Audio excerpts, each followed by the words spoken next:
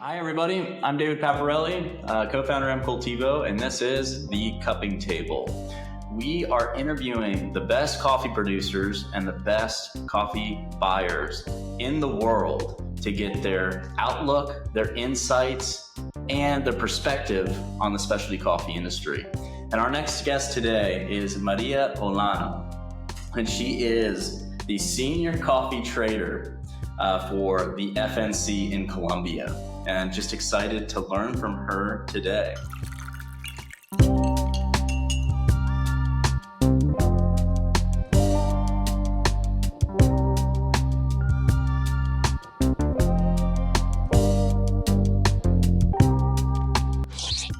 So welcome, Maria. Thank you, David. So start off with an easy question with most people. So first of all, just thank you so much for joining me in person. This is so rare. This is actually the first one I've done in person in London in my office. So thank you for being the first guest and the guinea pig in doing that. Really, really helpful in kicking this thing off because I think we get a lot more out of in-person interviews than we do in these web interviews. So this is a treat. The first question I ask people generally to kick things off is just, what is the best coffee that you've had recently? Wow, great question. The best coffee that I had recently, it was a Caturra Chiroso from Antioquia, in Urrao, Antioquia, from a young coffee grower that's called Santiago Caro. And it's a coffee that we brewed in Dubai in the Juan Valdez coffee shop a couple of weeks ago, and it was absolutely amazing. Amazing. What do you think? What do you think a coffee like that? What do you think makes it so excellent? What do you think it makes it pop on the brew like that? I think the complexity it has in flavor. Mm-hmm. So it had a lot of apricot, like really clear apricot notes, flower notes. It was so creamy, perfect aftertaste. So it would be the great coffee to have every day, like never getting bored of that one. I think we kind of overlook some of those coffees sometimes, but the longer, I think, or at least the longer I'm in the coffee industry, the more I appreciate just, coffees that I would really enjoy having every single day. And they aren't just kind of these outrageous coffees. Those are fun sometimes, but these everyday coffees are so overlooked sometimes. You mentioned Juan Valdez, and I want to touch on this with FNC because I don't think a lot of people know the breadth of what FNC does. So if you can give us a brief overview. I know Juan Valdez is a brand, a private brand under FNC as a private organization. So you're not just traders, you're not just producers, but you're also roasters and cafe owners. Can you give us a kind of a brief overview of all the things that FNC is involved in? That's going to be long. Okay, yeah. Well. No, but absolutely. So the FNC is a company that's owned by Colombian coffee growers. It's important to say that we are a private company that gives different services to coffee growers just to guarantee that they can be sustainable in time. So the FNC was founded in 1927. So we're going to turn 100 years in 2 years. And we are present in all the supply chain. At the end, really understanding the needs of the coffee growers and where we can add value, where can we invest more money to reinvest at the end in the coffee growers. So the FNC has different companies. One of those, it's Juan Valdez, as you just said. It's the roasted coffee line of the FNC, having more than 650 shops worldwide. Okay. We are roasting coffee in Colombia, keeping there the value of roasting in Colombia, of course, only Colombian coffees, and then exporting to a lot of markets and sharing the different coffees that you can find in Colombia. So there's coffee in Nariño, in Cauca, in Sierra Nevada, like showing the whole diverse portfolio of what you can find in Colombia. So that's Juan Valdez. The FNC has the main business, it's a green coffee exporting business. We are the biggest exporter in Colombia, and we work from very high-end specialty coffees up to regular standard Colombians. Wow. So, and in Colombia, you're now involved in traditionally it's been dry mill and an export operation, right? And you've been consolidating coffee you've been, traders, and you've been sales reps on behalf of farmers. You've moved into Juan Valdez with these 600 locations, and you're selling everywhere in the world. I mean, it's a global footprint for Yes. FNC. So we just spoke about two companies that we have. Yeah. We have some others. Where you're collecting them, okay? So let's go back to the FNC and the services that we give to coffee growers and how we can give those services throughout different companies that we have. So, as I told you, the reason of the FNC is to guarantee the well-being and sustainability in time of these coffee growers in Colombia, that there's more than 500,000 coffee growers in Colombia. Okay. That's an important number to say. And we offer 4 main public services to these coffee growers. So the first one is research. We have CENICAFE. That CENICAFE is the biggest research center in coffee in the world. And we have it in Chinchina, Caldas, where we just research everything regarding coffee. So developing new varieties, processing, pests, diseases, how to be more productive, how to reduce costs, well, so many things. Then we have the extension service. There are the agronomists that we have in Colombia, around 1,000 agronomists that go and tell to the coffee growers all of this knowledge that CENICAFE has researched. So we have to make it easy for the coffee grower to understand and to apply those practices in their farms.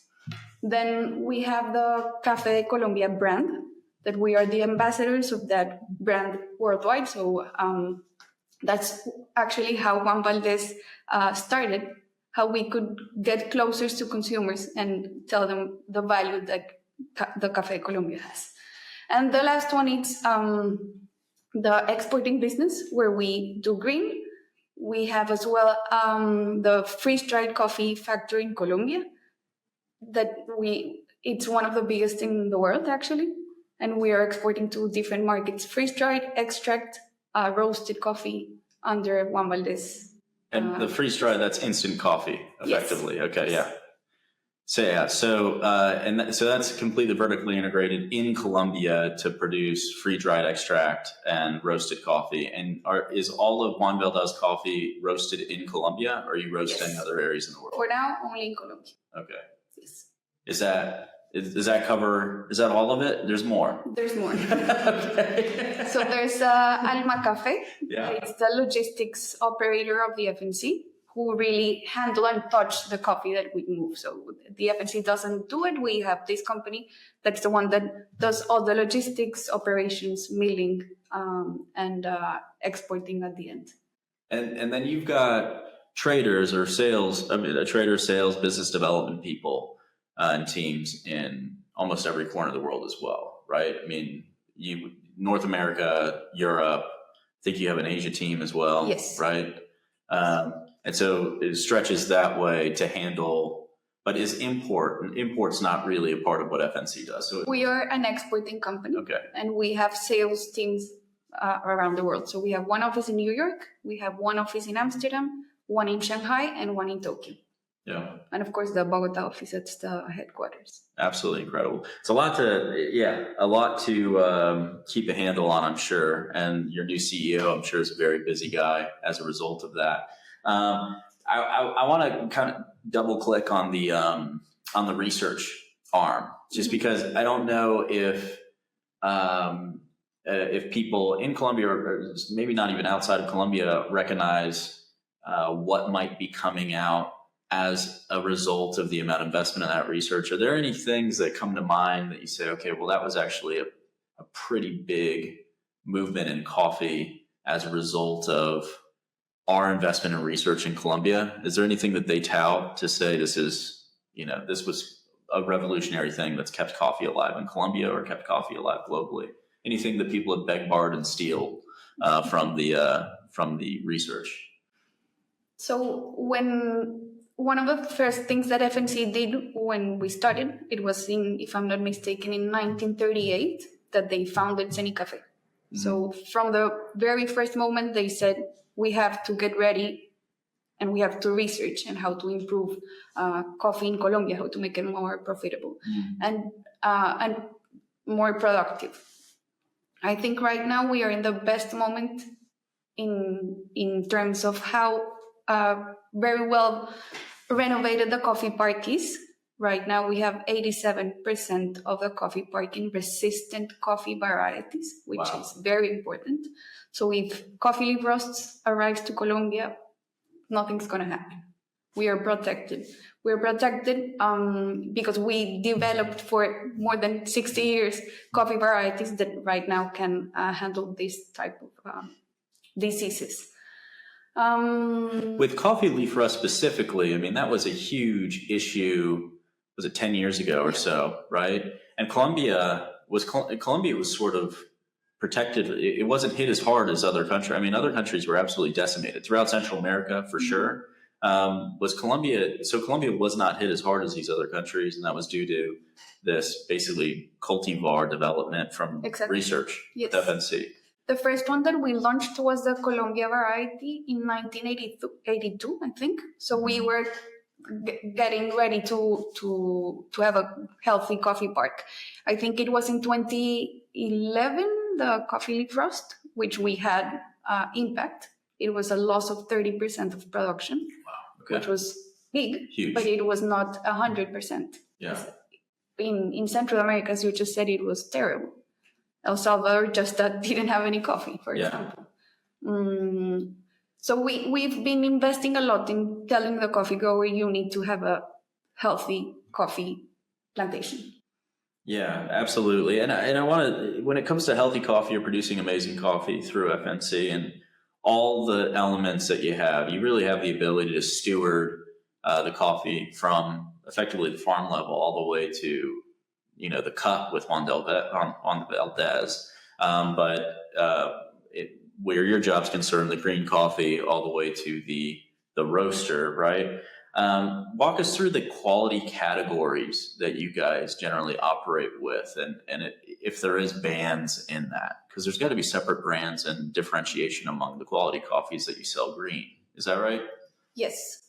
So just to try to simplify it, there are three main categories of coffees that we do. Mm-hmm. One is standard coffee, that it can come from anywhere from Colombia. The only thing that you define there is the size of the bean and the number of defects that are allowed per 500 grams, let's say. So that is an important part of the business, of course. Then if we move towards more value, you can go to regional coffees.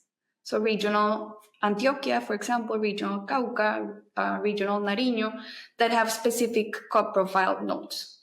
So you can go to one region, for example, in Cauca and Nariño, are coffees that are very bright, sweet, high acidity coffees. If you go to the northern part of Colombia, then Santanderes, Sierra Nevada, it's more high body coffees, chocolatey notes, some nuts, very good as well. And if you go to the center, it's more well-balanced coffees, medium acidity, medium body. So that's regionals. Then you have certified coffees. So we export all of the certifications, meaning RFA, fair trade. Yeah. Exactly. Yes, exactly. And then you go to the specialty line, which I am part. It's the brand is called Craft Coffees. And we work all over Colombia just sourcing the best coffees that we have. So from a microlot, from a project-specific women coffees, for example, and today it's the Women Day. Yeah. So we can talk about women's coffee. Yes. Yeah. Microlots, state lots, relationship coffees, and high, like good, better cup profile, 85 coffees from Nariño, for example. Yeah. But you're kind of agnostic to the region. You'll source those coffees. They'll just kind of come out of any growing region as long as they're 85 plus. You'll kind of handpick those out of your production. Exactly. You guys are doing such a massive amount of volume. It must be an incredible chore to actually cup all of the coffee coming in and then select into a specialty coffee category. When did that specialty coffee category actually develop at FNC? And that must have been such a pain for your team to adapt to that sort of situation, right? Yes. So copying every coffee, it's not possible. Hopefully one day we can do it. But right now we have different lines to purchase coffee. So there's some that are being profiled. So every purchase that a coffee, every lot that the coffee grower is giving for a specific line, we are copying those and separate. Because does it have a profile that the client needs? Yes or no? So the coffee grower submits it to the specialty line instead of you guys kind of taking all the coffee and cupping through a bunch of it and saying, well, this is really good. That goes to the specialty line. It can be both. Okay. Yes, both. We buy a lot of coffee, so yeah. you have to adapt depending on the programs that you have, depending on the region. We have different, for example, cupping labs. We got them like flexible labs where the coffee grower submits the lot and we give feedback straight away. And depending on the profile, they are getting paid more or less. Got it. Okay. That makes sense. Because my next question was going to be about how the economics work with the farmer. Because you got all three lines, right? And you have commercial line and specialty line and these kind of distinct certifications over here, which trades at a different differential, I'm sure, when you're purchasing. But when you're thinking about specialty versus commercial, well, specialty right now, there's a tension there. I'm sure a few years ago, all the producers want to be in the specialty line, right? And so I'm sure you're getting some submissions to cup those coffees and kind of move that through. But I don't know if people know the details of why they would want to be in the specialty. Is there a differential you place on the coffee? Is there an upfront price that's better you pay to the farmer and then you sell the coffee and then there's some sort of premium revenue share that goes back based on kind of what their coffee was sold for because it was a 90 instead of an 86? How do you guys sort of work the economics out with producers in that specialty category? So we firmly believe that the way to be profitable in coffee, it's by producing specialty coffees. That's it. We have to keep the differentiation in quality as a country by producing great coffees. Yeah. So that's what we have to do, and that it's a clearer message in craft. So depending in the region, we can purchase coffee throughout many different lines. But just to give you an example, if we have a client here in London that really values the quality of a specific coffee and it's paying $10 per pound for that coffee, we go and we call it a back payment to coffee grower. So we take the $10 per pound, we take out the costs of the operation, which are good. We are very efficient in moving coffee, so the costs that we have are very low. Yeah. And then we give a back payment to the coffee grower of the difference, price paid by the client minus costs minus what we already paid at the moment of purchase. So that's what we do in every business. Wow. So you have like a profit and loss statement for every single coffee, coffee grower in the specialty line. Yes. In the commercial line, it would function a little bit differently, right? It's more of an upfront payment, and then you trade or you sell that coffee in whatever means you can. Is that right? Yeah. Yes. So it's not, you don't have a profit and loss statement for every single grower, you don't have to take it from the market all the way back down to the producer in the commercial line. In the commercial line, no, but in the specialty, we do. And we have a system in which we can track exactly how much we paid for that specific quantity, that quality, when, how, why, and then be able to give a back payment for that operation. Yeah. And that's why coffee growers like to work with us, because we are completely transparent in that sense. Right. And they're owners in FNC effectively as well. Exactly. If they're submitting coffee to FNC, they have some sort of partial ownership. How does that ownership structure? I mean, is it just however much coffee you put in, that's how much equity you have in FNC, and then profits are distributed that way? Or how does ownership work for producers? The FNC handles a fund that's the National Coffee Fund that has different revenue lines. One of those, it's the profit that FNC does. So it's important to say we are a non-profit organization company. So everything that we do, it's reinvested in the same services that I told you that the coffee grower have access to. So when we sell coffee, we generate, of course, a profit that goes to this fund, and we are able to handle those public resources to invest for research, the agronomists, Café de Colombia brand, and how we can get closer to the consumer. That's a bit of the objective, and connecting roasters with Colombian coffee growers.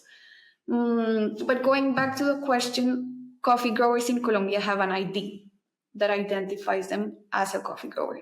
So they are able to elect the people that are we call it the Coffee Congress, to really align what they need, to define the policies that will be in place every year. So we guarantee that we are working for what they want. Okay. And what they need. I know So it's an interesting structure on this, right? Because you have coffee growers that operate within this private company. Then you have a national coffee fund, which profits are distributed to, which is unusual for a for-profit company. It's almost like a foundation, right? As a part of a for-profit company, of a company just saying, hey, all our profit distribution is going to go to this foundation, not to anybody else. And then the coffee growers in charge of this fund or this foundation are elected by committee to control how this is spent, how profits are spent, and that's going to be on technical assistance, research, I'm guessing, all these different things depending on what their priorities are of the day. Do they ever just say, this year we're just going to distribute the fund to growers based on how much coffee they submitted? It's just going to be a profit distribution, like premium payment. Like, is that ever happened? There's not enough money to do that. Okay. yeah, okay. We're still talking about coffee. Yeah.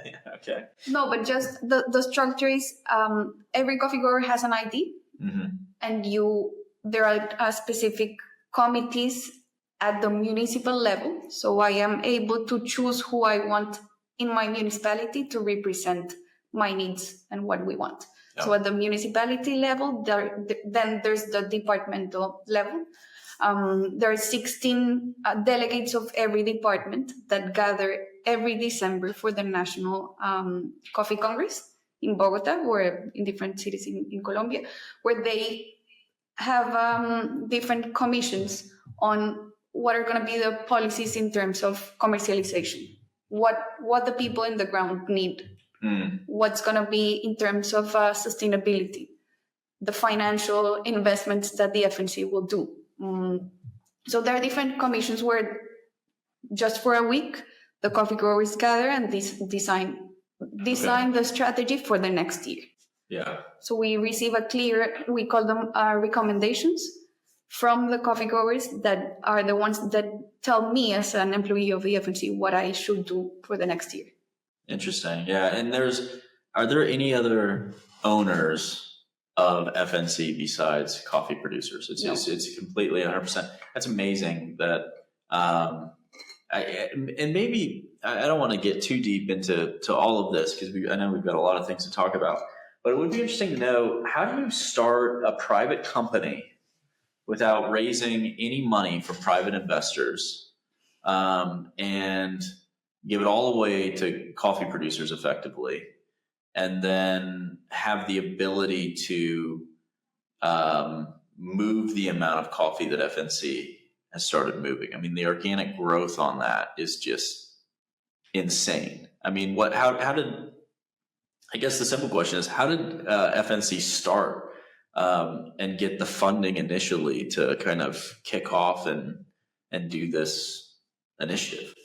So it was founded, as I told you, in 1927 by, if I'm not mistaken, like 16 coffee growers in the traditional coffee area, that they just gathered and said, hey, remember that in that time there was the quotas for every country. So It was a fixed amount of coffee that you could sell as a country.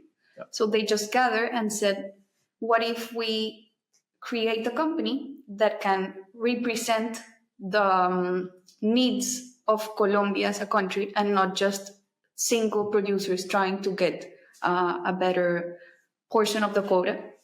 So that's how the FNC started in 1927.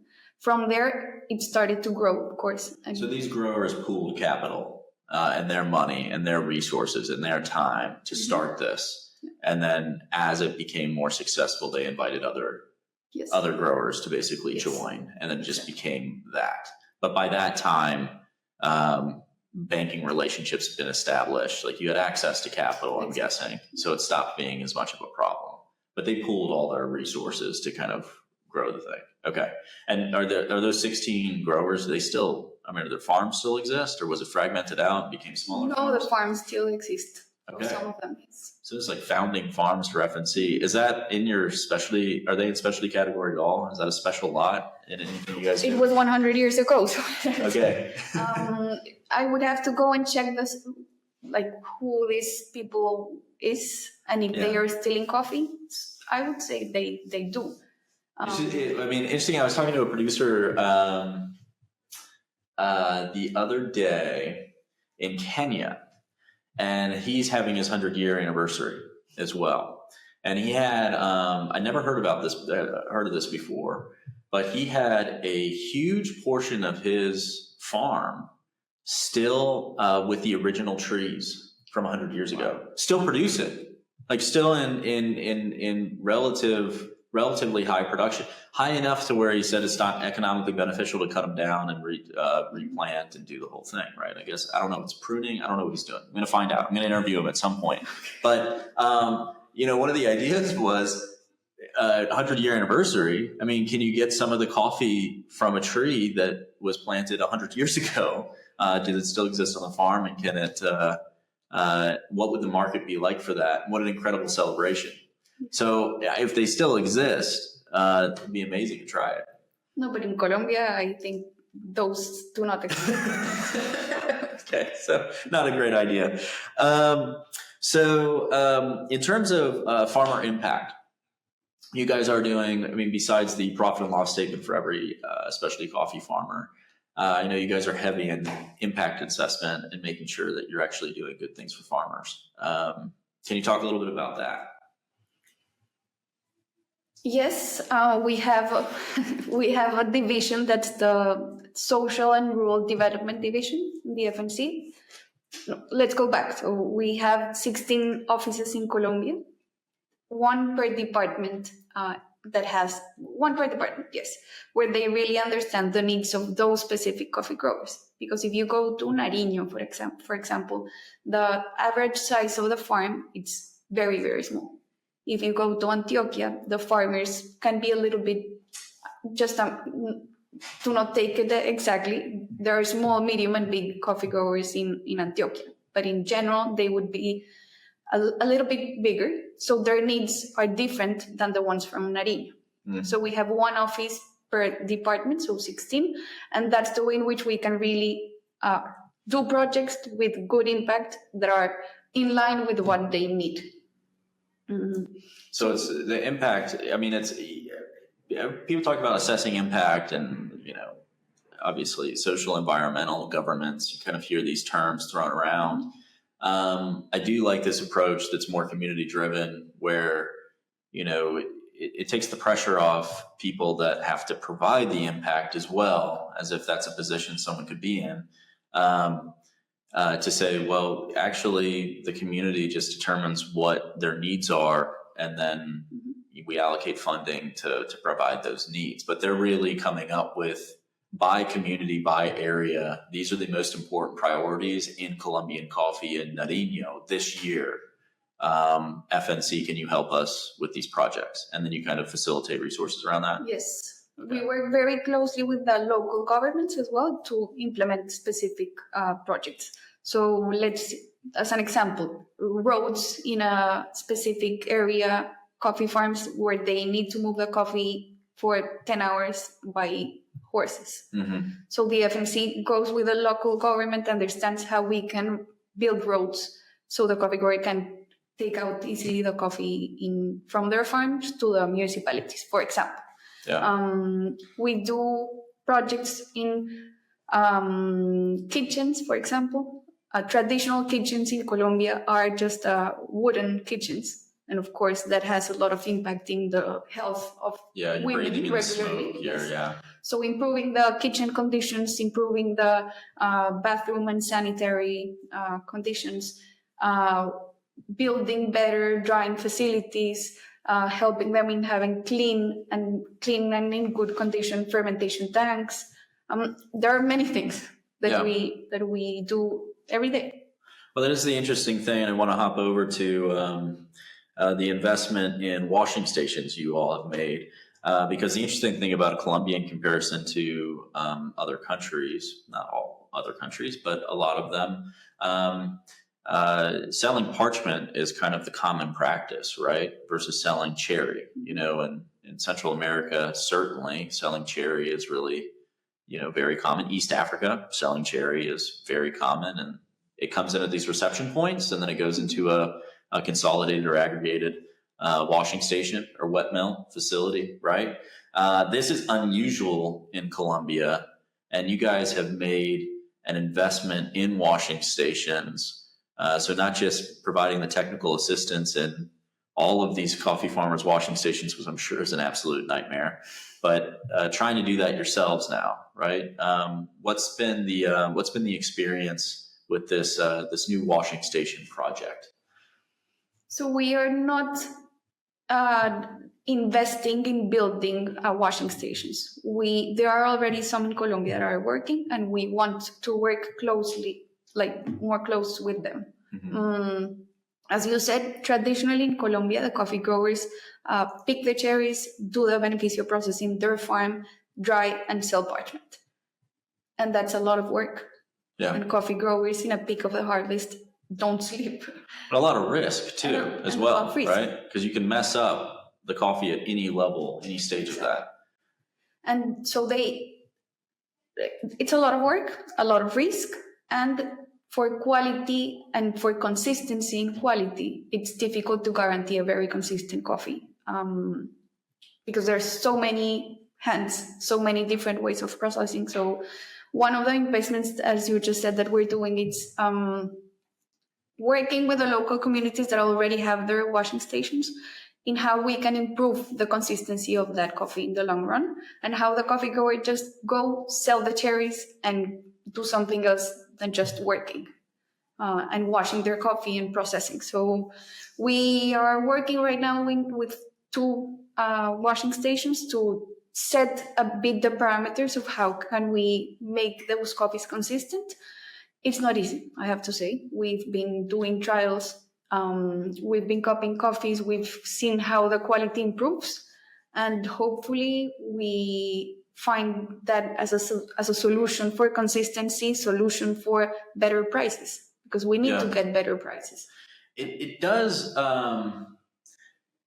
Logically, it sort of makes sense, right? Where it's like, okay, if I went into Colombia, there's 500,000 farmers, and I don't have any idea how many washing stations as a result of that, right? But if say it's completely disintermediated, so there's just washing stations everywhere. Say, okay, if I want consistent quality, surely it would be better if I had a consolidated washing station to bring cherries into, and then I could process those cherries into. So logically, it makes sense. But sort of interesting of what you're saying is it's not necessarily the case. I mean, there's a culture around people washing and processing their coffee to parchment, and the coffee coming out is actually very good. So it's sort of, if it's not broken, why attempt to fix it? Was this a request by farmers? Was this a strategic initiative by FNC to say, hey, we need to really be in this business so we can advise other people in this business? What was kind of the impetus for the idea to kind of get into this? Consistency, really, that's key. Mm-hmm. But as you just said, Colombian coffee, it's already very good and very consistent. Yeah. And it's the result of many years of the FNC giving advices on how to ferment, how to properly dry, how to properly pick the cherries. So if we see all the small initiatives that Cenicafe has done to standardize the process in the farms, it's amazing. It's impressive. There's, for example, the development of specific tools to measure how the mucilage decomposes and gets the the correct moment to wash the coffee and avoid having a defect, and the exact moment where the flavor development is already good. So it's very complex. So the quality in Colombia, it's already very consistent, but there's space for specific profiles. Yeah. Every time the quality of coffee is getting more complex, and we're looking for better profiles, more consistent for specific product lines. So we decided to check how consistency can come from those washing stations. And as I told you, it's not easy. Yeah. We have the idea of if you buy the cherry, you process everything at the same conditions you should have at the end. Consistency. Yeah. But it's not necessarily, there are many factors that affect at the end the final profile. Is it more cost effective for the producers that sell cherry to these washing stations versus the producers that sell parchment? Is there some benefit or encouragement to the producers to say, hey, this is actually probably good for you to sell? And I'm talking from an economic perspective. Obviously, what you said is so true, where it's a lifestyle shift. It's like, well, you could work 24 hours a day during harvest season to pick and then process the coffee and then deliver parchment and never sleep for, however many months that harvest season is going to exist. So there's a lifestyle, there's definitely lifestyle arbitrage there. Okay, it could get a lot better. But from economics, has there been an acceptance or pushback from producers? Does it seem to be more efficient from a cost perspective for you guys to process coffee, for the producer to process the coffee? What's been the reaction from your farmers on that? They are very happy with it because what you just said, lifestyle-wise, things change. They just need to pick properly the cherries. They go to a point of delivery and they get paid for that.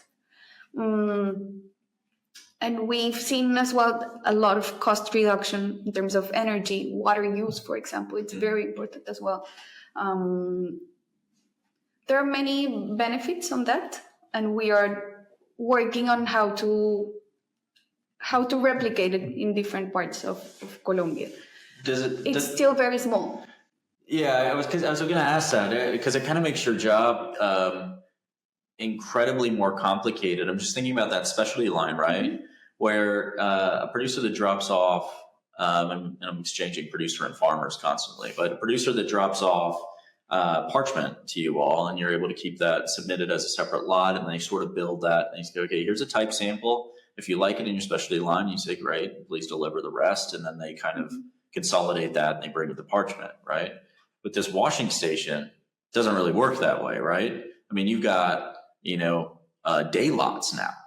You've got all these producers bringing coffee in. It's going into fermentation tanks. It's being dried. It's all being consolidated. And then you're cupping all these day lots, presumably, of all these different grades to kind of determine what specialty. And then you've got maybe 100 farmers or 100 producers in that day lot that's now in the specialty line that you have all these profit and loss statements on to pay them.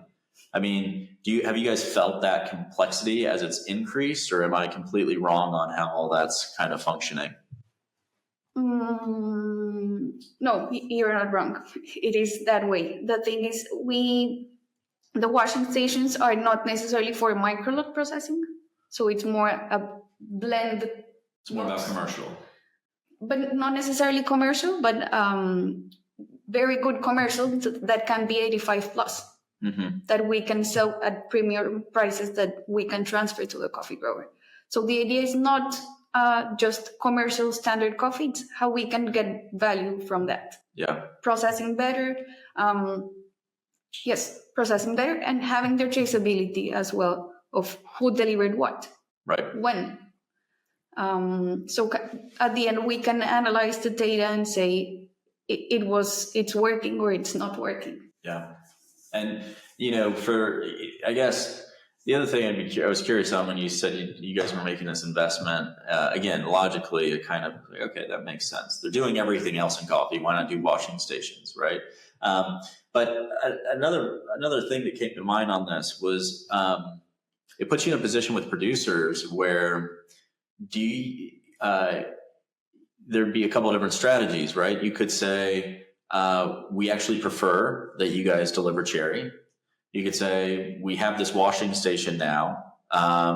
It's a test. Please deliver parchment. We're going to select some cherry and run it through this to see how this works and if this works for everyone. You could say, please deliver cherry, like 100%. Stop delivering parchment, deliver cherry. We want you to deliver cherry. I'd be curious on the approach that you guys have taken on, saying, you can do either, and then the farmer says, well, what should I do, and how do you respond to that? This is still very small. Remember, in Colombia last year we had the highest production in many years. It was, if I'm not mistaken, 14.87 million bags. Okay. And these beneficio stations, it's very, very small yet. Okay. It can be bigger, yes. Let's see how it goes. And also another thing that we haven't touched base is how we can keep young coffee growers being coffee growers. Yeah. Maybe that can be an option. If I'm a young coffee grower, I have my business, I have my farms, and I just deliver cherry, and they're gonna process it well. They're gonna give me a higher price for that, and I just can read a book on a Wednesday night. That can be nice, yeah. No? Yeah, definitely. So maybe better than moving to the city. could keep it alive. And then I can specialize as a coffee grower in cupping or in barism or in trading. You have time to do other things. In other words, I mean, you could be a coffee grower and then have another business. I mean, you could do many other things. How are buyers reacting to these? Are they like, finally, they're doing washing stations, I can expect more consistency? Or are they still sort of grappling with the fact that you guys are working on this? I understand that it's small volume, but it's something that I would imagine you'd be talking to buyers about a little bit to say this is, either a big plus, a marketing ploy, whatever it may be, right? But how are they reacting to those conversations? They like it, and we have some examples. For example, one in Rizaral, that's La Cuchilla San Juan wet milling station, where we really connect two parts. Mm-hmm. We have volume, we have quality, we have coffee growers that have other projects, not only picking and processing cherries, but there's a lot of impact as well in bulbs, fertilizers, and we've been able to share the story and ship coffee of this milling station to different clients in different markets. And they really like it because it has a good story, good consistency. Environmentally speaking, it's also very good story. Yeah. So, because that's partially what's really important about this is is the market. You can make all the investments in the world, but a lot of it comes down to does the market value that at all, right? Do buyers value this at all? And obviously, you want to take care of producers in the long term. You have to keep supply. You have to keep coffee growing in Colombia for FNC to have a future, for Colombia to have the same future that they envision, right?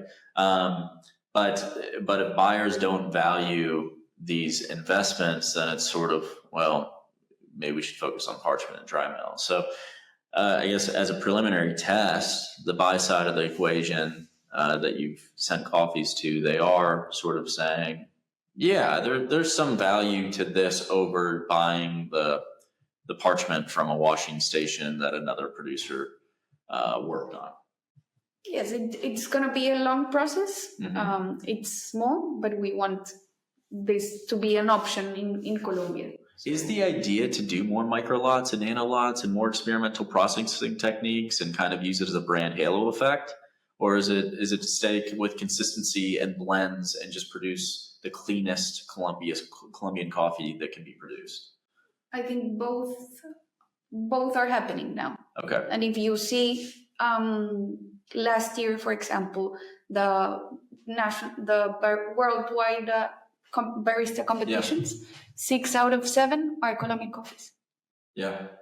So sure, we have to play both games: the very, very high-end Colombian coffees and the good base quality coffee.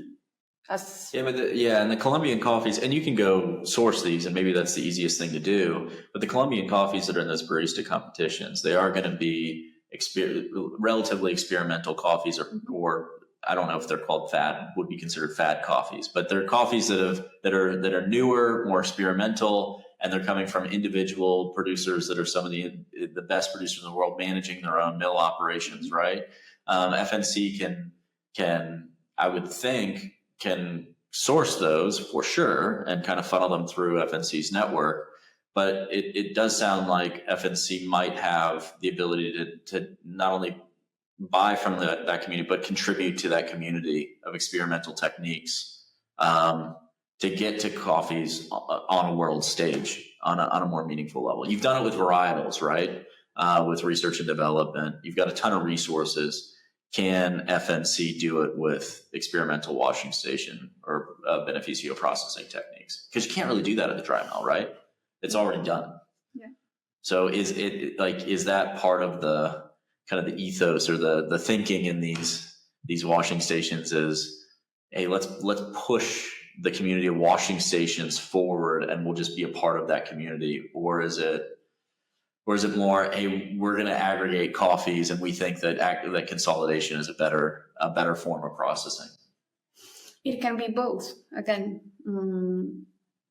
we think that it can be a good solution for the coffee growers, not necessarily FNC managing those beneficios, but how the coffee growers can gather, establish one, and see the value there. You give them the playbook, in other words, right? Yes. And then they can, super interesting and excited to see how that model progresses, because you can see a world where communities they start, owning more of these washing stations at a community level, but basically funded by FNC to kind of get them off the ground, to say, okay, we know how to make this profitable, we know how to make coffee consistent, and we know how to progress the industry in creating this kind of network of washing stations instead of what it sounds like it's been in the past. Please correct me if I'm wrong, but it's been a network of producers and the coffees have been evaluated.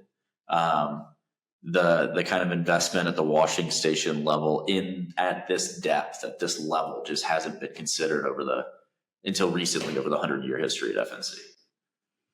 Yes. We are always thinking how we can improve or help the coffee growers to have a better living conditions and more profitable. At the end, if it's not profitable, there's no sustainability of coffee in the world.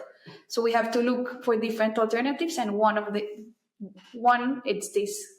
And we hope that it can really add value to coffee growers, consistency, and to clients, because we need to make the clients happy with the coffee they receive. And we firmly believe that that's one of the ways that we can work.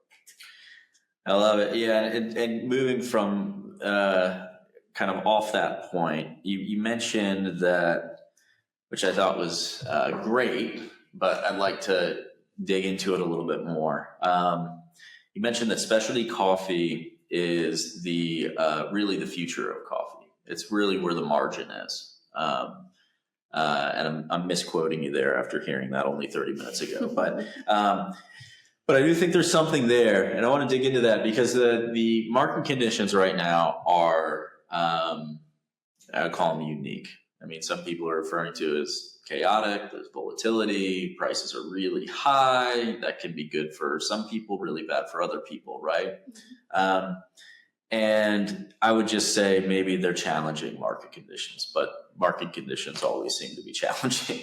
So one thing in this is a tension has seemed to develop between specialty coffee and commercial coffee.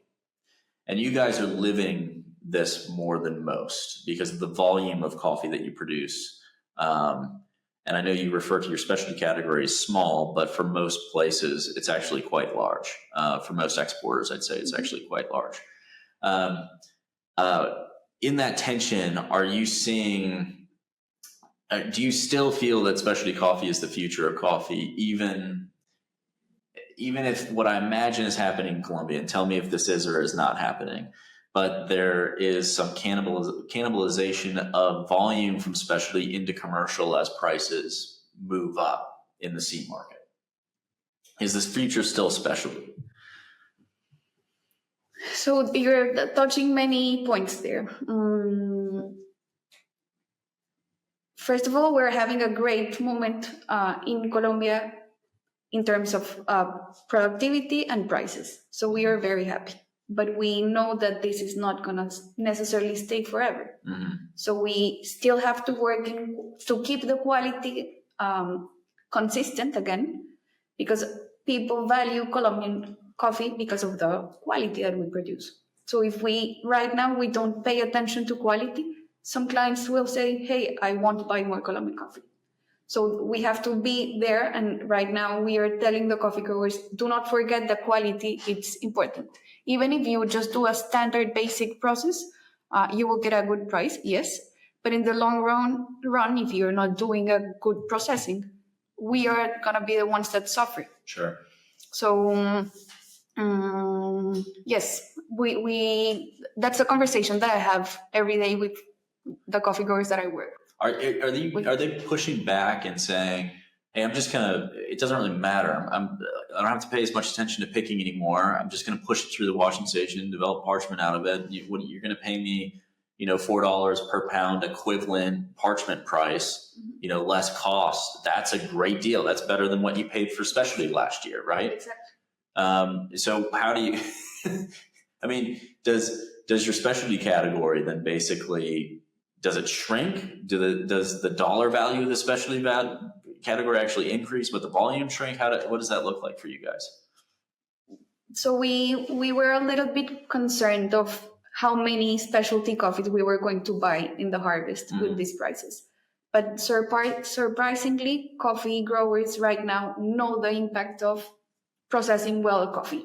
So just to give you an example, on Colombia Land of Diversity contest that we will speak about in a couple of minutes, we received 12,000 lots this year of great coffees that the coffee grower invested energy and invested resources to have a great cup. So they know that they have to work towards specialty coffee to be profitable in the long run and to keep the clients and to be able to deliver year by year, hopefully to the same client, that they value quality and that they might be willing to pay these prices for the coming years, even if the New York City market goes down. Yeah, so much of what people talk about in coffee and what people get concerned about is kind of, and I think you're touching on this, which I do agree with, is that they're making it's sort of these invisible hand. It's these market forces, and the price goes up, and so all farmers are going to go do this thing, right? But what I think you're touching on is, well, it's actually more complicated than that. And the producers that are used to producing specialty, they actually are set up to do that. They take pride in the coffee that they're producing, and they want to continue on that path. I would imagine the ones that you're kind of having these debates with of, well, I'm not going to deliver specialty because the commercial rate is so high. There would be some amount. There'd be 20% or 30% of the producers, maybe 50% of the entire producer network. But I can't imagine that it would be 100% that you'd be debating that on. Some percentage, I would guess, would have kind of the behavioral motivation to say, okay, well, what I do as a producer, I produce specialty coffee. I don't produce commercial coffee. So I'm not even going to submit it in the commercial segment because that's just not what I do. Do you find that true as well? That people just stick to kind of what they've done in the past, no matter what the price is? We're simplifying a bit how it works, because in a farm you produce specialty coffee and in a farm you produce standard coffee. Not all of the coffee that you produce in a farm is specialty. So there are cases, for example, with coffee growers that know that they have a business with a specific client in London that they have to process those 50 bags in that way to guarantee the quality that the client is expecting. The rest not necessarily has to be processed that well, because specialty coffee has higher costs. Yeah. And you are willing to invest in quality if you're getting a price as well. So it's an interesting debate because right now you will get a great price just for a basic standard coffee. What's been the conversations on the client side on specialty? Because I'm guessing on specialty. Tell me please explain how this works, but I'm guessing there's a high percentage of your contracts that you have with buyers that are actually traded on a differential with specialty, right? Versus fixed long-term contracts, they can still be differentials in direct trade relationships. Like there's no issue with that. But a lot of people think, okay, specialty coffee, it's a fixed contract or a direct trade relationship. Oh, it must be fixed price, which is all well and good, and it sounds really great when you're offering a $3 per pound price and the market's at $1.50, right? That's a fixed price over the long term. But buyers now that are working with differentials, how's that conversation gone when all of a sudden they're looking out and they're saying, oh wow, okay, there's a $1.25 differential for an 86 plus Colombian, and that's a $5.50 coffee today. Has that been a surprise for them? Is that are they trying to squeeze the differential down? I mean, how are producers and FNC working together to sort of manage that? It's definitely challenging because, as you just said, not historically, but the last 10, 15 years in specialty, we've been trading on outright prices because we didn't see this volatility of the market. So we have clients that have bought coffee to the same coffee growers for 10 years at $3.50. $3.50 it used to be a very good price. It used to be a very good price. Well, 9 months ago, it was a very good price, right? Yeah. And it was a price that at some extent allowed the coffee growers to invest in the farm, to improve the living conditions, to send their kids to... Exceeded cost of production. Yes. Yeah. But right now, as you just said, the prices are very high. The conversation has turned into differentials. That if you ask a specialty coffee roaster 1 year ago, they had no idea that concept existed. And there's not that many information out in the market for people that's not coffee traders. So asking for a roaster to switch the way in which they have purchased the coffee before when they don't have a risk management strategy, it's very difficult. And some of them are struggling now. Yeah.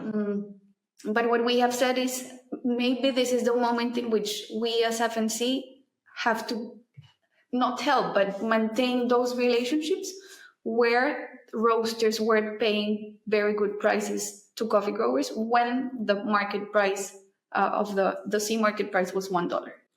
Yeah. So how can we work with the roasters, maybe thinking different ways of pricing, so we can guarantee that the coffee grower has a good price, but that the roaster can keep buying and selling coffee. Is FNC thinking through?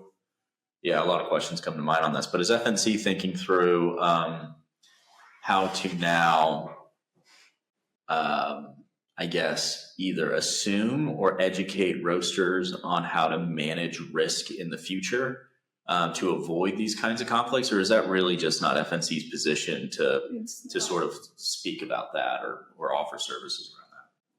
So we work for the Colombian coffee growers. That's our focus. So no, we do not have right now a strategy of how to teach roasters how to buy coffee. Yeah, the lesson would be very short. It's like, just call Maria and she'll sell you coffee. That would be how you buy coffee. But I think there's complexity there. There's obviously a need there. Hopefully there's some solutions coming out for smaller roasters to be able to manage risk a little bit better, because that is going to be a huge problem. And already is a huge problem for some roasters. What, I guess is something I would think you would know on these roasters is you mentioned a lot of these roasters might have been on a fixed contract for $3.50 per pound over a really long term, right? Is there a type of contract that you see, or contract terms that people seem to be flipping to really quickly in order to kind of at least feel like they have some control over the market in these insane conditions? Meaning, you've got terms on a green coffee contract, like this is going to be at a differential. There's going to be a point in time where you could fix it or not fix it. Somebody has the right to do that. Is that FNC or is it the roaster to do that? Are you seeing, what are the terms that you're saying is, okay, this is that was or was becoming the new standard contract, a year ago. Now this is basically the type of contract that people are gravitating towards. What are you seeing that become?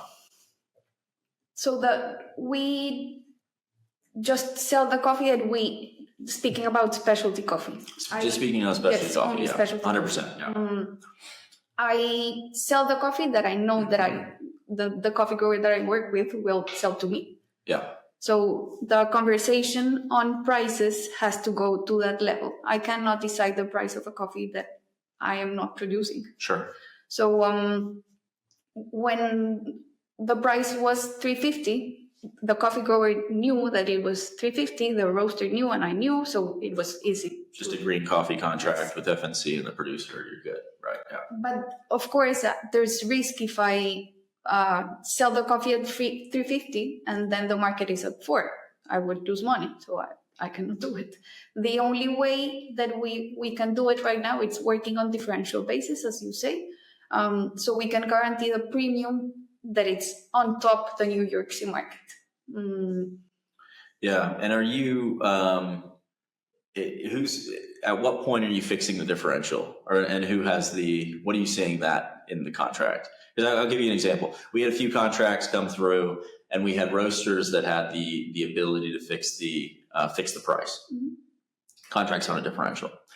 They end up trying to wait out the entire period, delaying ship dates in order to fix a price that they believe might be better in the future, and the price never went down. So they were trying to play the market themselves. They failed at that. Price never went down. It delayed ship dates, and then it became a potential problem with defaults, whether they could pay or not, right? And then you also have the issue of nobody's getting paid. No one gets paid until that coffee moves FOB export. You can move it on its way, right? So you have a cash flow problem potentially as well. So are you guys trying to capture some of that back, or have you structured things slightly differently where you guys really there's a moment in time where you say, okay, this is the fixed price. It happens on this day. This is in the contract, and this is how this is going to work. So yes, there are dates in the market. Remember that you trade coffee by positions. So right now, if I am selling one coffee for April shipment, you would have to fix it against May position. Right. If I sell one May contract, it has to be a July. And there's times, like there's dates. If you do not fix before this day, it has to be automatically fixed. So when you say that the clients just didn't want to fix, you have to. There's not option. There's a contract. It just locks in. Exactly. Okay. And there are two ways of fixing coffee. It's called buyer's call. So the buyer is the one that tells the seller at what time to fix, or seller's call, that it's FNC telling the client, we will fix now. And there's an expiration date. Basically, yes. It's just fixed on this date no matter what, whether buyer's call or seller's call. Exactly. This is it. If the buyer is just waiting, that day will come and you have to fix. Yeah.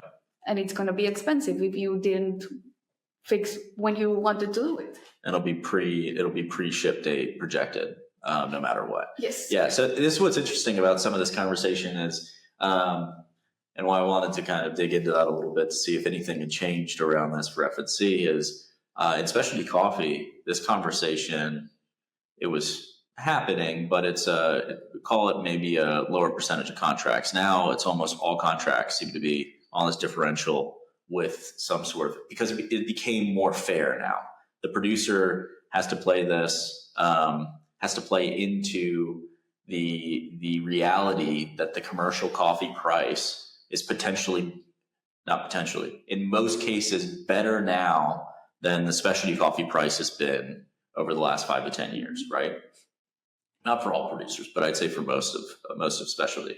And so that immediately forces people into not necessarily producers and buyers participating in the commercial market for coffee. Maybe there's going to be some cannibalization, but a lot of it seems to just be, we just have to know how commercial coffee is traded, because that's how we have to start doing specialty when the commercial price meets the specialty price, right? It just level sets the market and becomes this. And that's what it sounds like. That's what you guys are experiencing with these traditionally, $3.50 contracts that were fixed over a 3-year, 5-year period, right? Exactly. Yeah. Yes, but it's so this week. Why am I in London? Because we were visiting clients here and having these conversations and trying to see what's the best way to work. Because right now, working in a differential basis at these market prices is transferring the risk to the roaster. And maybe that's not necessarily fair. If they have paid $3.50 for years when the market was $1, why right now we just have to transfer the risk? Hey, it's differential and you have to adapt. So we are working currently in one project with some coffee growers in Caldas region in how we can decommoditize a bit, go out of the New York City market, have a fair profit, like knowing exactly your cost of production, knowing what's the margin that you want to win, and have a contract in which the roaster knows the price that they are going to pay. They know that the price is good for a coffee grower, and they can sustain in time with those conditions. Yeah. So do it more on kind of, in a transparent way that you've done, where here's the profit and loss for the entire chain. So the producer's cost of production is this. This is, washing, drying, exporting, logistics, insurance, financing, all the things, and then saying we're just, it's going to be a cost plus model now.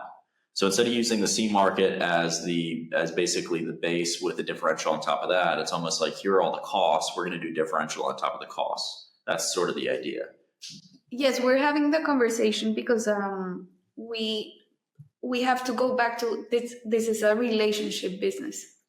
And if you are in the specialty business, you know that you would like to buy the same coffee to the same coffee grower every year and be able to, the coffee grower to earn good money and the roaster to be able to sell good coffee and make profit. Yeah. If these two work, then it's going to be sustainable in time. If one day the coffee just costs double to the roaster, then how are they going to sell that same coffee? Well, the irony is that this has been the issue with producers for the last 150 years, right? Where, producers have been saying for a very, very long time, if the market drops in half, how am I supposed to produce the same quality, the same consistency, the same coffee for half just because of some market price that seems to have been chosen arbitrarily? Whether it was or not, we don't know. So, but what we can say is the C market price is representative of an incredibly low percentage of the overall coffee volume traded in the world, right? And so this very small percentage of coffee is now impacting the other 90% of coffee produced. And I, as a producer, look at that and say, well, was it $2.20 and then it dropped to $1.50? Time the market poorly, and the roaster's kind of like, yeah, we had a differential contract, so I'm just going to pay you $1.70 for the coffee and not the. And so I think the irony is it makes sense. I hope what happens here is, my part of what I kind of believe in sort of a hard truth is the market does have a lot of control of how things are molded going into the future in the coffee or any industry, right? So what buyers will pay for at what price, that kind of determines a lot of what happens, right? The producer profit and loss statement is there. But I hope that buyers, and I think we're hearing more noise about this, say, oh, we just need a different, specialty coffee certainly is a different kind of product we need a different kind of model to operate in specialty coffee. And I hope that this brings it to the table. I can say that producers, I have heard, said this year, just like you're saying, we're willing to sell at a beneficial price to the roaster because they're struggling. And you've supported us at $1.50 over the C market in some markets and 50 cents over in this year. And so we're willing to be supportive long-term relationship. But what I think starts degrading in that trust is, well, what about next year? And what about the next year? What about the next year? Because I don't know. I'm sure the market will dip. It always has had some volatility, but I don't know if it will dip today, tomorrow, next year, 4 years from now, or if it's just there's a new bottom, and that bottom now is $3 instead of $2, right? It's got moved up. So I think these conversations now are great. I think what you guys are doing, cutting roasters a break if you can, and investing in those relationships. But are you also kind of plotting and coming up with ideas of how can we structure this in the future more permanently? Is that this P&L idea? Like, what is the cost, and just do a cost plus model? And is that the next 10 years in specialty for you guys? Who knows? I would like to have the answer, but what I think it's the value of having conversations, roaster, coffee grower. Yeah. That we've lacked that for many years, and the price was just given, and that was it. Now we have to. You have to come to the table. Yes. Producers have to have a seat at the table. Yes. Right? Yeah. And they can ask, and the roaster can ask. At the end, they have to negotiate to make it work. And it's a relationship that they are building. So that's the nice side of the specialty coffee. Just having a conversation and saying, I have a farm in Colombia. I want to be profitable, not only this year, in 5 years, in 10 years. So how can we work together to make it work? Again, it's not fixing a price. It's having a constant conversation of how we can work together to make it profitable in Colombia and make it profitable in your roastery. I think I love what you guys are doing there, and I'm really excited about this idea that the future is specialty, not just from what you're saying. I think when you said it was more kind of from a margin perspective, from a sustainability perspective, starting with the economics of the situation. But I think it's also the future might be specialty. Because the C market has always influenced the specialty market. And I think we're starting to get in a position where the specialty market will start to influence commercial coffee and the C market. It'll be an inverse kind of operation as people try and figure out what the new norm is when a C market price is at $4. And all coffee starts looking like specialty coffee, right? Yes, sometimes we work in specialty, so we think that this is the market. But there's much more. Yeah. It's very complex. And at the end, the New York City market exists because of a reason. It's not that it's there. Yeah. It's supply and demand. Sure. People drink coffee in every corner in the world. So that's a very good system at the end to be able to trade. It's a traded product. So we cannot think in specialty necessarily completely separated of the market. Because again, it's not. Yeah. So it's nice to have these conversations with people to think in new ways of how to strengthen those relationships and make them work in time. Yes, as I just said, we are working in a very nice project there, sitting the coffee grower and the client in the same table. Yeah. And designing a new strategy of how to work well in the long term. Yeah, well, it is. I want to talk to you about Colombia land and diversity and auctions in the spirit of the specialty coffee industry, and it potentially doing some innovative things to push the commercial coffee sector to different types of relationships, different types of agreements, which I think will start happening more and more as buyers and producers are forced to the table to figure out what happens forward. I think there's some innovation that will occur there and some understanding and hopefully some empathy on both sides.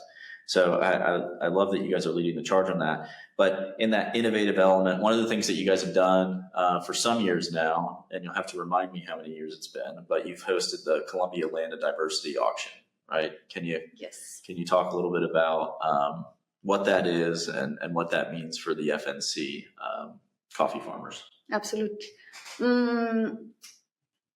We are having the 10th version of Colombia Land of Diversity this year. It's going to be in 3 weeks in Santa Marta, Colombia, where we will gather clients and just to choose the last part of the lots that we received.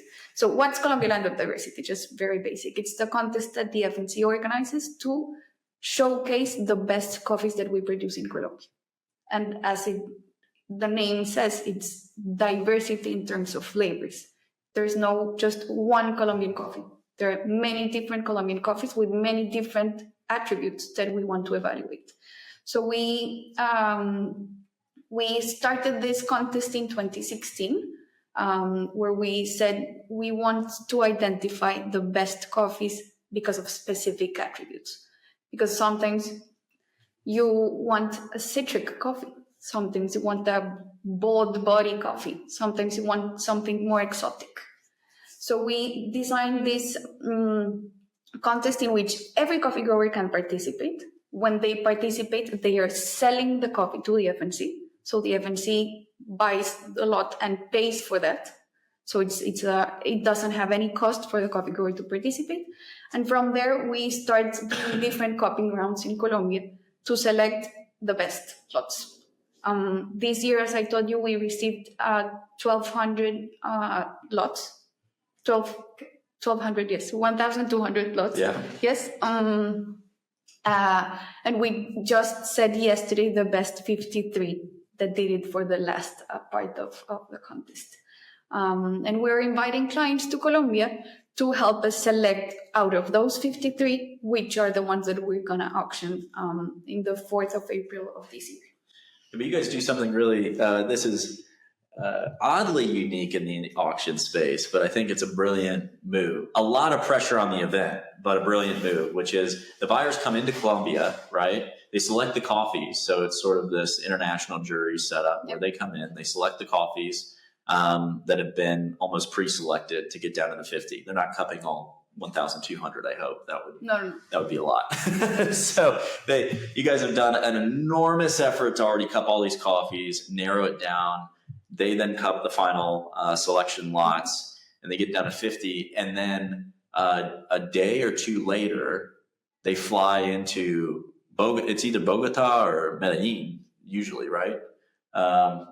Depending on the year. Depending on the year, yeah. This year it's going to be Santa Marta. It is Santa Marta this year. Okay, you did mention that. And they're actually live. There's a live auctioneer with all the farmers there with them as bidders, and then it's online as well. Yeah.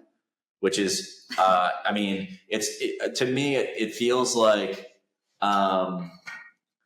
you tell me about this experience, but to me, it almost feels like, you have 30 days to kind of plan a wedding and actually do the whole thing, invite all the guests. And then, 7 days before, you don't know a lot of the variables of the wedding. You don't know a lot of things until like a week before or 3 days before. And then it all has to come together into like this live event.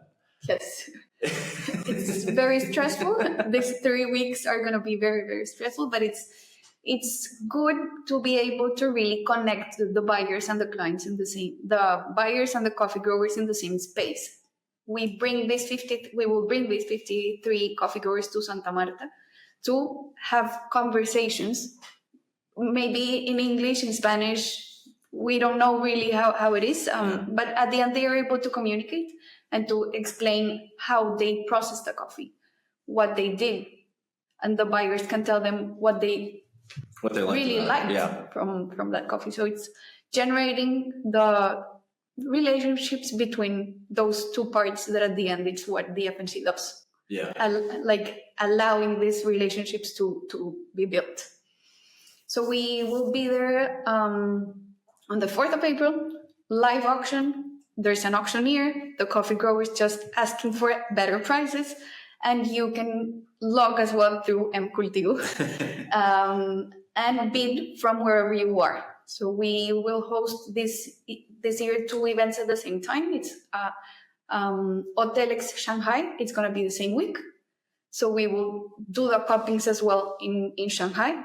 And the buyers are going to be able to connect and bid through M-Cultivo app. Wow. Okay. We will have Amsterdam Coffee Festival the same week as well.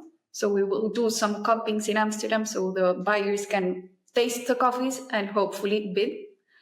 So it's having many different people connected, watching the live auction, watching the coffee growers actually excited for the prices that they can get.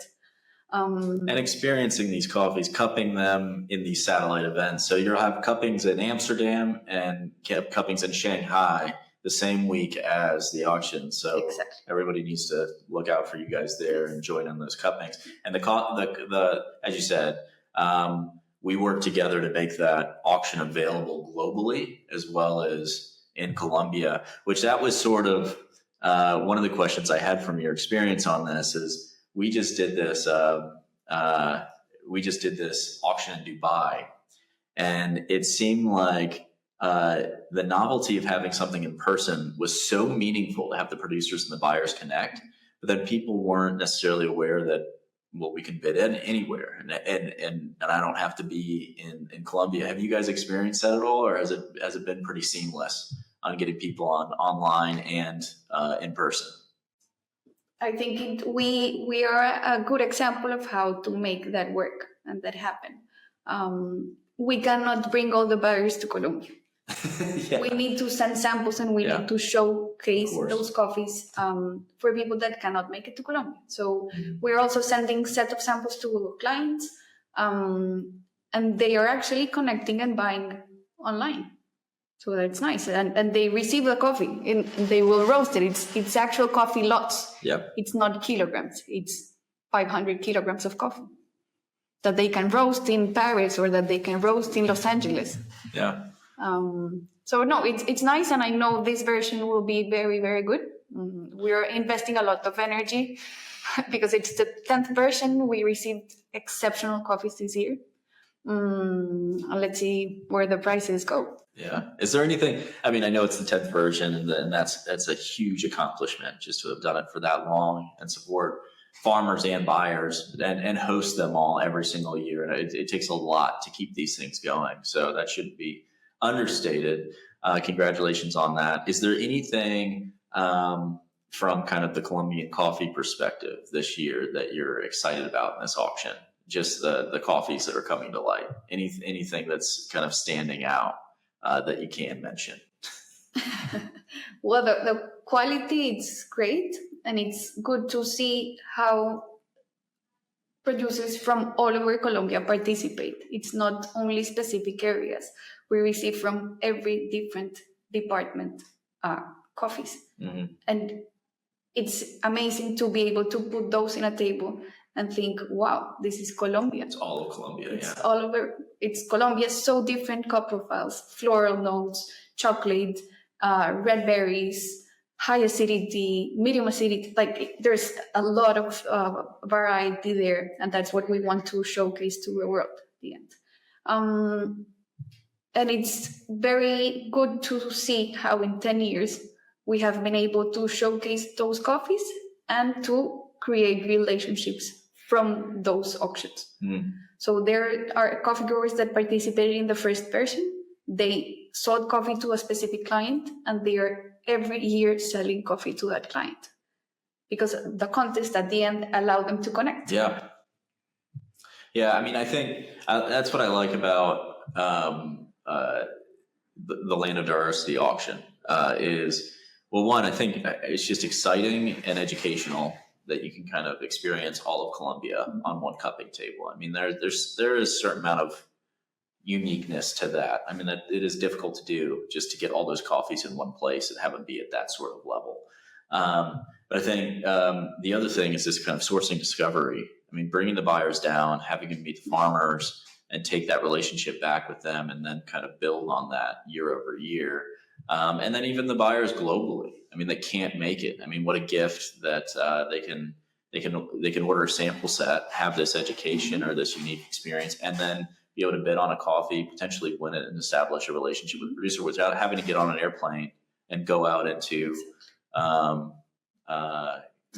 Santa Marta or wherever they might be. I mean, Colombia's Colombia's got great infrastructure, but it's a big country, so it's hard to get around, right? So what an amazingly efficient way to get a great relationship with a producer, right? Yes. It's going to be nice. We will be there for 5 days, cupping coffees, visiting farms, visiting the port in Santa Marta. That's one of the 3 ports that we use to export coffee. So it's going to be like a 360 experience for buyers. Amazing. So that's good. And obviously it's too late for buyers to probably join in this year, but is there some list or something where they could sign up to potentially participate next year in the in-person? Send me an email. Yeah, send Maria an email. Okay, we have to link that. No. Well, I have one last question that I ask everyone because I think we so often think about what could go wrong in coffee. It's a stressful time around sea market prices, and it's a challenging environment for a lot of folks. But I think a lot of what we need to ask ourselves is what can go right, and prepare for the future in that way. So some of the ideas you've expressed in this conversation are kind of what could go right sort of ideas. And I love those, and I love talking about those, especially in the context of specialty, where I do think there's reasons to be optimistic. But the last question I ask people is just what are you optimistic about? That could be especially coffee for FNC, or coffee generally over the next 5 to 10 years. What are you looking forward to? There's a lot of people that yet does not drink coffee. So I am very optimistic in that we can give more great coffees to people so they can value quality, understand where the coffee comes from, and pay for that. And we are evolving very quickly as well at the farm level. We are able to offer so many flavors, so many experiences around coffee. It's not just one coffee. It's the coffee of that person that processed it in this way, that invested this energy, and that you can have that coffee maybe in Jakarta, or maybe in Tokyo, or maybe. So I'm very excited of how coffee can connect people, how coffee can just be the perfect reason to have a nice conversation, and how we can help the coffee grower to be sustainable in time by having a good coffee that someone at the other side of the world is willing to pay a good price. Yeah, I'm looking forward to that as well. Well, thank you so much, Maria. 100 years of FNC, 10 years of Colombia Land of Diversity, and you're almost at your 10th year anniversary with FNC as well. 9 years, so you're almost there. You almost had 10. It almost made my job very easy by 100 years, 10 years, 10 years, but we'll count it next year. Thank you so much for your contribution to the industry. Thank you so much for this conversation. This has just been a lot of fun. Yeah. This has been probably 30 minutes longer than I go with most people, but I thought it was a lot of interesting topics and really enjoyed it. So just thank you so much for making the trip to London and taking the time to sit down with me. Thank you, David. No, there's a lot more to come. Hopefully we can have another conversation about any other topic about Colombia. You're always welcome to Colombia, of course. And yes, thank you. Thank you.